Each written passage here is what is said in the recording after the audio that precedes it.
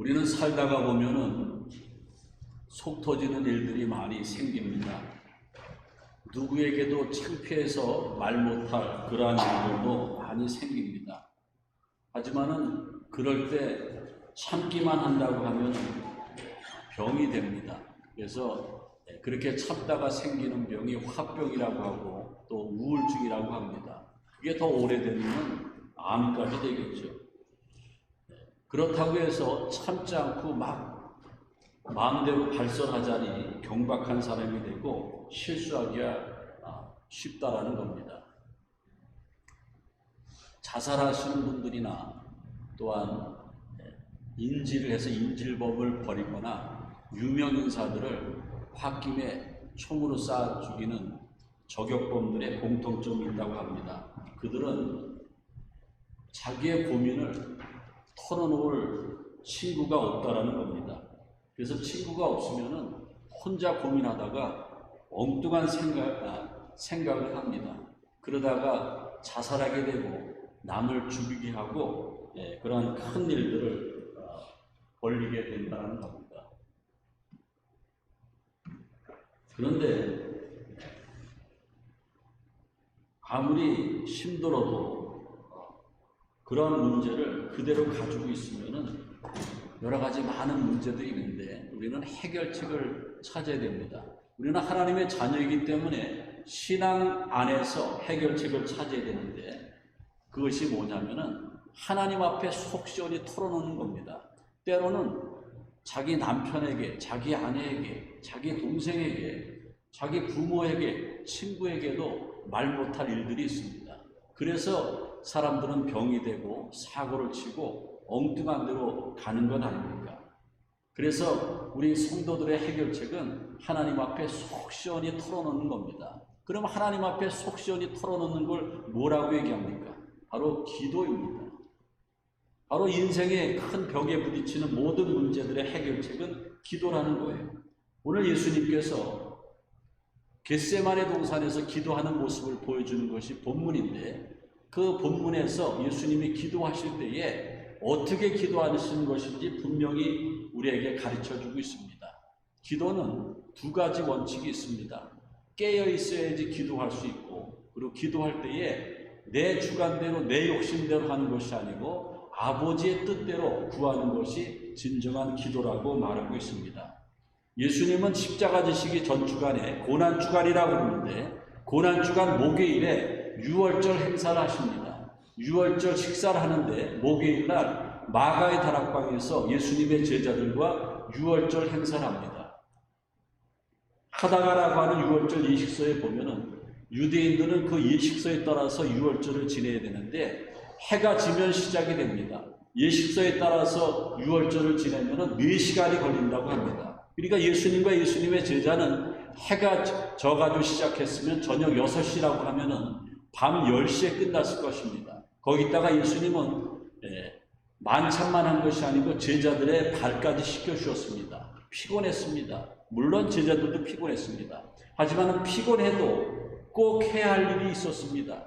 영적으로 깨있는 사람은 위기 시에 큰 일 앞에서 기도 안 하면 안 된다는 겁니다. 그래서 예수님은 제자들을 데리고 평소에 기도하시던 겟세마네 동산으로 올라가셨어요. 누가복음 22장 39절에 보면은 예수께서 나가사 습관을 쫓아 감람산에 가시니 제자들도 쫓았더니 예수님은 습관적으로 감람산에 올라가셨는데 감람산은 저는 3번이나 가봤습니다. 예루살렘 성에서 동쪽편으로 있는 산이 전체가 감람산인데 거기 최고 꼭대기가 승천산으로 명명해서 예수님이 거기서 하늘로 오르시는 승천하신 장소이기도 합니다. 그 감람산 쭉 내려오면 중턱쯤에 겟세마네라고 하는 동산이 있습니다. 그래서 감람산, 겟세마네 같은 지명으로 이해하면 되겠습니다. 거기 올라가셔서 피곤함에도 불구하고 예수님은 기도하기 시작하셨고 그리고 제자들에게 깨어있으라고 말씀하고 있습니다. 오늘 본 말씀을 보면은 깨어있으라고 예수님이 말씀하신 것이 3번이나 나오는데 38절에 너희는 여기에 머물러 깨어있으라. 예수님이 겟세마네 동산에 올라가실 때 12제자를 다 데리고 하시지 않고 본문에 보면 세 제자를 데려갔는데 본문에 뭐라고 기록하고 있냐면은 베드로와 세베대의 아들 2명을 데려갔다고 그랬습니다. 세베대의 아들 2명은 누굽니까? 바로 요한과 야고보죠. 베드로와 요한과 야고보를 데리고 겟세마네 동산에 올라가서 철야하면서 기도하시는 겁니다. 내일이면 십자가 지시는 날입니다. 정말 하나님의 뜻이기에 순종해야 되지만은, 복종해야 되지만은 번민과 고민이 컸습니다. 그래서 예수님은 깨어있기 때문에 기도 안 할 수가 없었습니다. 그래서 제자들에게, 그 3명의 제자들에게 너희는 여기에 머물러서 깨어있으라. 그리고 40절에 보면은 1시간도 이렇게 깨어있을 수 없더냐. 1시간 뒤에 예수님이 또 가보니까는 거기에 깨어있지를 못했습니다. 쿨쿨 자고 있었습니다. 그리고 41절에 보면은 시험에 들지 않도록 깨어있으라, 이렇게 3번이나 깨어있으라고 말하고 있습니다. 초대교회의 특징은요, 초대교회 교인들을, 초대 그리스도인들을 처음 교회, 베드로가 순교하고, 그리고 로마에서 카타콤이라고 하는 지하 공동묘지에서 300년 동안 숨어 지내고 거기서 예배드리는 초대 기독교인들을 깨있는 사람이라고 합니다. 그 이유를 제가 잠깐 말씀드릴 텐데, 저기 보면은 그 자료 화면에 카타콤이라고 하는 지하 무덤이 있습니다. 거기에 시신들이 있죠. 그런 데서 300년이나 숨어 살았습니다. 그들의 생명은 30년 이상 갈 수가 없었고, 심지어는 오줌까지 받아먹고, 먹고 사는 문제가 너무나 심각했습니다. 그래서 단명할 수밖에 없었고, 그래도 예수님을 믿는 그러한 신앙이 흔들리지 않아서 그들은 목숨 걸고 카타콤에서 생활하고 거기서 신앙생활했습니다. 카타콤에 가면은 제가 화면에 이렇게 표시해 놨지만은 물고기 문양이 있습니다. 그 물고기 문양이 뭐냐면은 지금도 카타콤에 가면 그게 파 있습니다. 여러분들 예수 믿는 사람들이 자동차 뒤에다가 물고기 문양을 붙이고 다니지 않습니까? 그게 초대 그리스도인들의 표시였습니다. 그 물고기 문양은 헬라어로 예수 그리스도는 하나님의 아들이시여 우리의 구원자시다. 그것의 첫 번째 글자를 합친 게 익두스입니다. 그래서 익두스가 뭐냐면 물고기입니다. 해필이면 익두스는 물고기였고, 물고기의 의미는 하나님의 아들 예수 그리스도는 구원자다, 이런 뜻인데, 왜 물고기를 그들의 초대교회 문양을 했느냐면은 물고기는 깨어있는 고기입니다. 밤에 잘 때도 눈 뜨고 자는 고기가 물고기입니다. 죽을 때도 눈을 뜨고 있어요. 그래서 항상 깨어있기 때문에 우리는 물고기와 같다. 그래서 초대 그리스도인들을 물고기로 표시를 해서 익두스라고 이렇게 말하고 있습니다. 맞습니다, 여러분들. 예수님은 사순절을 만난 사순절 기간을 보내고 있는 우리들에게도 십자가 신앙을 회복받으려면 깨어있으라는 겁니다. 깨어있지 않으면 잠자는 것이고 죽는다라는 겁니다. 예수님이 제자들과 함께, 3명의 제자들과 함께 겟세마네 동산에서 기도하시는 것이죠. 물론 피곤했죠. 밤 10시가 넘어서 밤새도록 철야 기도하니까는 잠의 장사가 있습니까? 그런데 지금 그 순간이 어느 순간입니까? 그런데 저기 그림에 보면은 3 제자는 자고 있다는 겁니다. 끔찍한 장면이죠. 그러면 오늘 겟세마네 기도를 통해서 예수님께서 3번이나 깨어있어야 한다, 이렇게 말씀하고 있는데 그 의미는 뭡니까? 그 의미는 간절히 기도하라는 말씀입니다. 오늘 본문의 39절에 보면은 조금 나아가서 얼굴을 대시고 땅에 대시고 엎드려 기도하여 그랬습니다. 땅에 대시고 엎드려 기도하여, 깨어있으라, 간절히 기도하라는 거죠. 얼굴을 땅에 대고 엎드려 기도한다는 것은 정말 작심하면서 절대절명에 기도하는 모습입니다. 유태인들의 기도는 3가지 이렇게 모습으로 기도하는데, 첫 번째는 2 손 들고 기도합니다. 우리도 2 손 들고 기도할 때가 있지 않습니까? 그리고 스탠딩, 서서 기도합니다.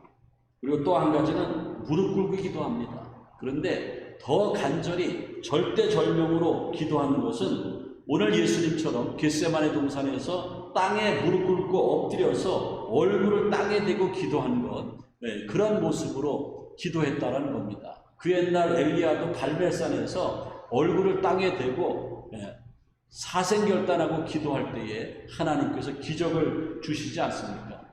실제로 겟세마네 동산에 가면은 사진을 찍을 수 있는 게 이제 두 가지가 있는데, 하나는 예수님이 절대절명으로 땅에 머리를 대고 기도하시는 조각 같은 작품이 있습니다. 아마 성지순례 가신 분들은 저기서 다 사진을 찍고 저 사진을 봅니다. 언제나 있습니다. 겟세마네 동산, 예수님이 2000년 전에 베드로와 야고보와 요한과 함께 기도했던 장소에 저게 있습니다. 근데 저렇게 기도하셨다라는 겁니다. 저렇게 기도하셨고, 그리고 저렇게 기도하시는 모습이 쥐어 짜듯 기도했다고 그랬습니다. 왜냐하면은 겟세마네라고 하는 것이 쥐어 짜다의 뜻입니다.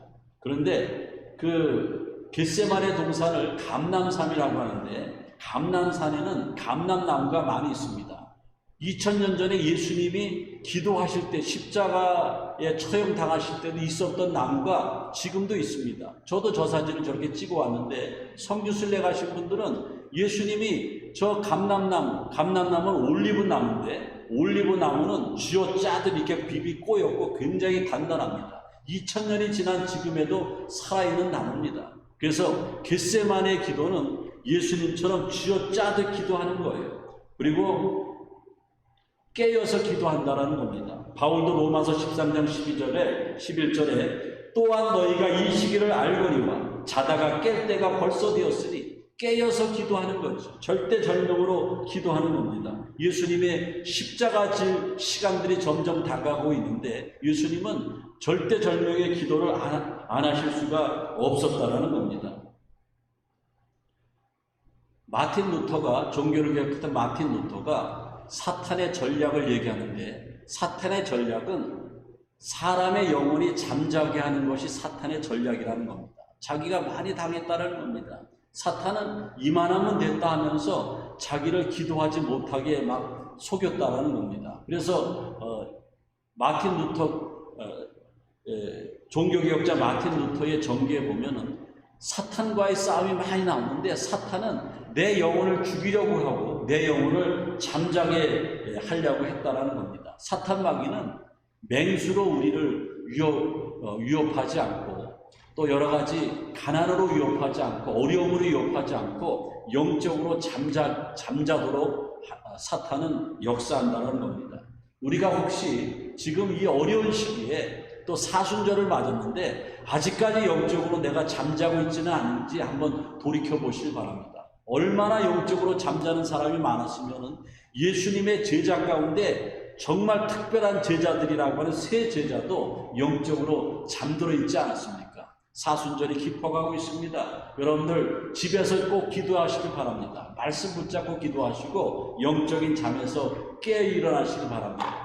놀랄 일들이 생겨날 것이고 주님이 가장 기뻐하실 것이고, 그렇게 기도할 때에 어떠한 기도든지 응답받을 줄로 믿습니다. 그리고 오늘 41절에 보면은 시험에 들지 않도록 깨어 기도하라. 예수님이 깨어 기도하라고 말씀하신 것은 시험이 있기 때문에 깨어 있으라는 겁니다. 시험이 있기 때문에 깨어 있으라. 초대 기독교인들의 별명이 깨어있는 사람들이라고 제가 말씀드렸지 않습니까? 우리는 깨어있는 사람들입니다. 그런데 여러분들 잠자고 있는 현대 크리스찬들이 얼마나 많은지 모릅니다. 바라건대 오늘 예배드리는 저와 여러분들은 깨어있는 그리스도인들이 되시기를 바랍니다. 그래서 깨어있을 때에 주님 앞에 큰 영광을 돌릴 수가 있다는 겁니다. 시험에 들지 않도록 깨어있으라.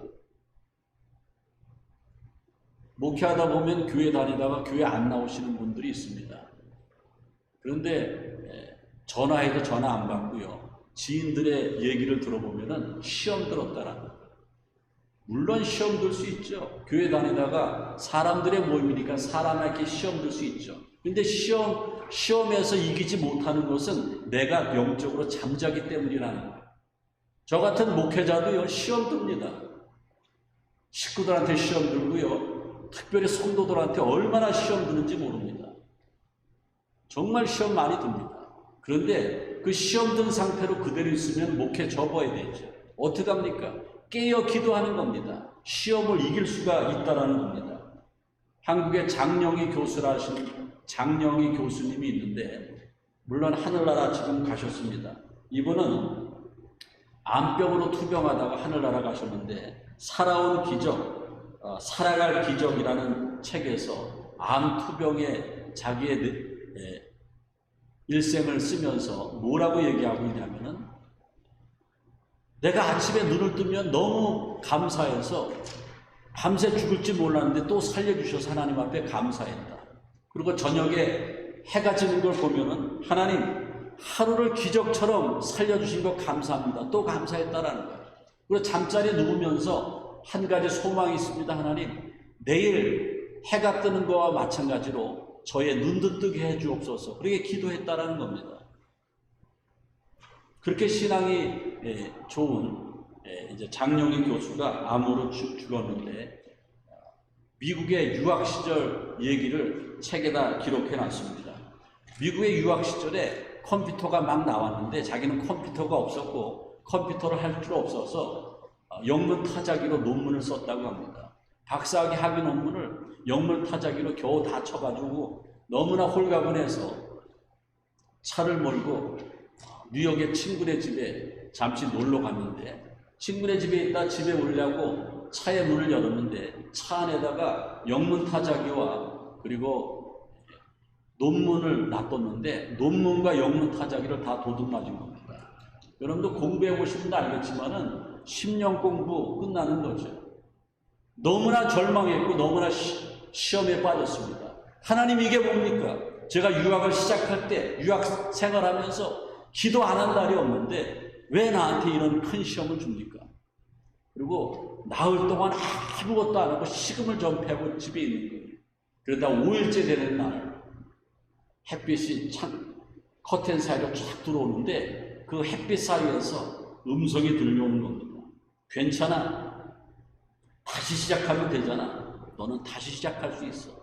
그런 음성을 듣고 하나님 앞에 기도하고, 예 하나님, 내가 다시 타자를 치겠습니다. 다시 시작하겠습니다.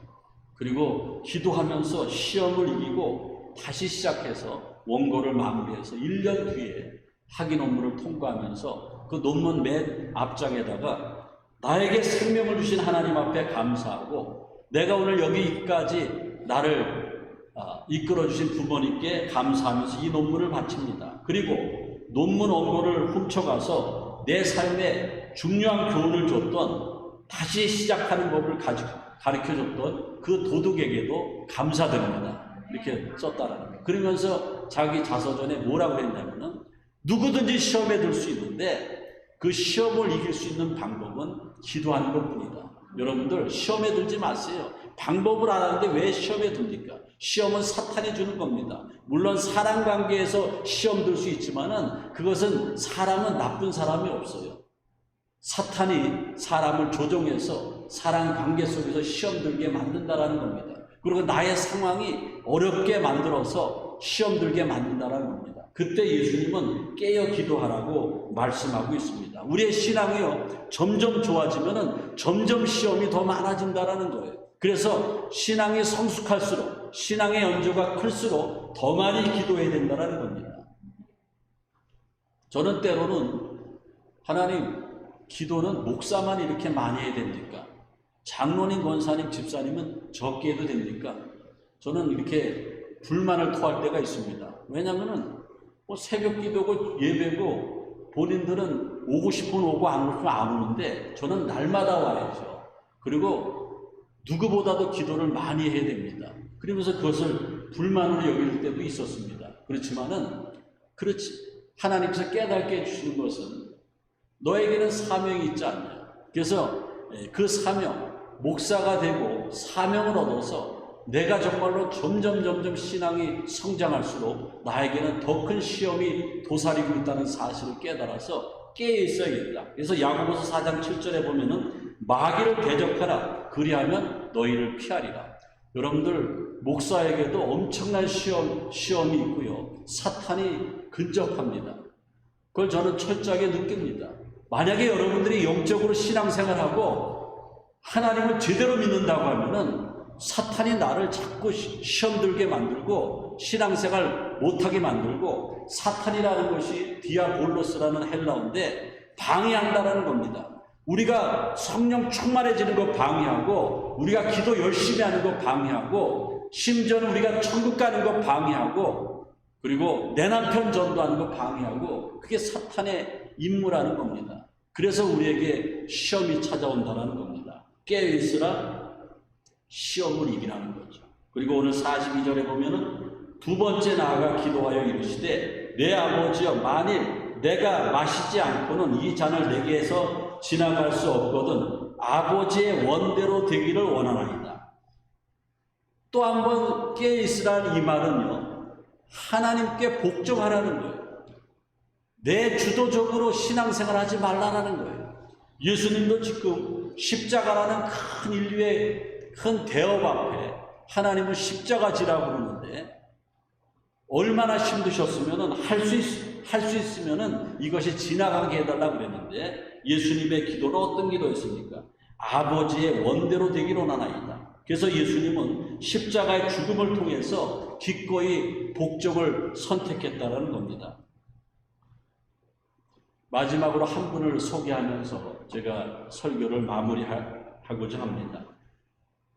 영국의 침례교회 선교사 윌리엄 켈리가 있습니다. 이분은 1834년에 하나님의 부르심을 받았는데 인도에서 42년 동안 선교 생활을 하셨습니다. 가족과 함께. 그래서 윌리엄 켈리를 현대 선교의 아버지라고 말하고 있고, 지금도 인도에 가면은 윌리엄 켈리의 흔적이 얼마나 많은지 모릅니다. 그런데 윌리엄 켈리는 특별한 사명을 받았습니다. 성경을 번역하는 겁니다. 지금도요, 성경이 번역이 안 되는 아프리카 부족들도 많이 있고 하는데, 성경을 번역하는 선교사가 제일 힘듭니다. 그리고 제일 사명이 셉니다. 왜냐하면은 성경을 모르는 사람들에게 그 나라 말 가지고 예수를 믿으라, 죄사함 받으라 통하지 않습니다. 복음을 받아들이지 않습니다. 그들의 언어로 성경을 번역해가지고 성경을 가르치면서 복음을 전한 것이 효과적입니다. 인도는 대단히 큰 나라죠. 중국과 그 인구수가 거의 버금가지 않습니까? 거기에 언어들도 굉장히 많습니다. 그런데 이 윌리엄 켈리 선교사는 그 성경 번역을 시작했습니다. 풍토병이 걸렸습니다. 많은 고초와 어려움이 있었습니다. 아내는 너무 힘들어서 정신병이 걸렸고요. 5살 난 아이는 이질로 사망했습니다. 그리고 처음 여기 제가 45개라고 그랬는데 42개라고 그랬는데 45개 부족의 언어로 성경을 45개를 만들어 놓은 사람이 윌리엄 켈리입니다. 대단하지 않습니까? 누군가 모든 나라의 성경은 누군가 번역한 사람이 있는데 그 성경 번역을 그렇게 많이 했다라는 거죠. 그런데 처음 성경을 번역한 것이 어떻게 잘못으로 인해서 그 성경 원고가 불이 타버렸습니다. 그때 윌리엄 켈리는 엄청 울었습니다. 아들도 죽고 아내는 정신병에 걸렸는데 정말 사명 가지고 성경을 번역했는데 불에 타버렸습니다. 엉엉 울면서 그래도 감사했습니다. 하나님이 어떤 뜻이 계시겠지. 하나님 감사합니다. 내가 처음 번역한 것이 완전하지 않으니까 더 완전하게 번역하라고 태우셨군요. 그리고 다시 번역해서 42개 부족의 성경을 번역했습니다. 나중에 그의 말년에 기자들이 묻습니다. 이 힘든 고난 가운데 어떻게 이 일을 해냈습니까? 캐리는 뭐라고 얘기하냐면은 나는 하나님의 뜻 이상도 이하도 아닙니다. 온전히 하나님의 뜻을 이루기 위해서 하나님께 복종했습니다. 바로 예수님이 깨어있으라는 것이 하나님의 뜻에 복종하라는 겁니다. 그리고 윌리엄 캐리는 뭐라고 얘기하냐면은 하나님으로부터 위대한 일을 기대하라. 하나님을 위해 위대한 일을 시도하라. 여러분들 윌리엄 캐리만 이런 생각할 수 있습니까? 오늘 이 시대를 살아가는 저와 여러분들도 그리스도인들은 깨어있는 사람들인데 깨어있는 우리라고 하면은 여러분들 여러분의 가정에서 여러분들이 하나님의 위대한 일을 시작할 수 있지 않습니까? 정말 철벽과 같은 여러분의 남편에게 복음을 직접적으로 전할 수 있지 않습니까? 이런 것들이 위대한 일 아닙니까? 그리스도인들의 바른 자세는요, 내 뜻을 주장하지 않고 하나님의 뜻에 나를 복종하고 굴복하는 겁니다. 예수님도 십자가에 굴복하고 복종하셨다라는 겁니다. 이제 말씀을 마치겠습니다. 코로나19로 말미암아 백신을 맞지만은 아직까지 편치 않습니다. 그래서 모든 것들이 정상으로 돌이켜지지 않고 신앙생활도 그렇습니다. 그래서 우리는 나태해졌습니다. 하지만 분명한 것은 지금은 마지막 때입니다. 여러분들 하나님의 말씀을 귀 있는 자는 바로 들어야 됩니다. 지금은 마지막 때입니다. 성경의 마지막 때의 증표를 보면은 기근이 심하고 이렇게 잘 사는데 굶어 죽는 사람들이 많고요. 지진이 많이 나고 전쟁이 일어나고 난리가 일어나고 전염병이 창궐하면은 적그리스도가 나타나면은 그때가 마지막임을 알라 그랬습니다. 그러면 마지막 때에 우리가 가져야 할 신앙이 뭡니까? 그리스도인들은 깨어있는 사람들인데 십자가 신앙입니다. 십자가 신앙은 깨어있는 사람들. 그래서 사생결단하고 문제를 가지고 기도하고 쥐어짜듯 기도하고 그리고 사탄이 나를 시험 들게 만들려고 할 때에 사탄을 적극적으로 대적하고 신앙생활할 때에 하나님이 우리 교회에 향하신 뜻이 무엇인지 하나님이 내 가정에 향한 뜻이 무엇인지 하나님이 내 인생에 향한 뜻이 무엇인지 그 뜻을 알아서 그 뜻에 순종할 때에 우리는 깨어있는 사람이 되고 십자가 신앙으로 일어날 수 있다는 겁니다. 기도하겠습니다. 주님 감사합니다. 사순절이 깊어가고 있습니다. 오늘 주님께서 십자가 지시기 전날 겟세마네 동산에서 깨어있으라고 말씀하고 있는데 우리가 영적으로 깨어있게 도와주셔서 우리의 기도 생활이 진지해지게 도와주시고 간절해지게 도와주시고 우리를 시험 들게 하고 우리의 신앙생활을 막는 사탄 마귀를 대적하게 하시고 그리고 신앙생활하면서 내 뜻이 아니고 하나님의 뜻에 복종하는 우리의 살아있는 신앙이 되어지게 도와주옵소서. 예수님의 이름으로 기도하옵나이다. 아멘.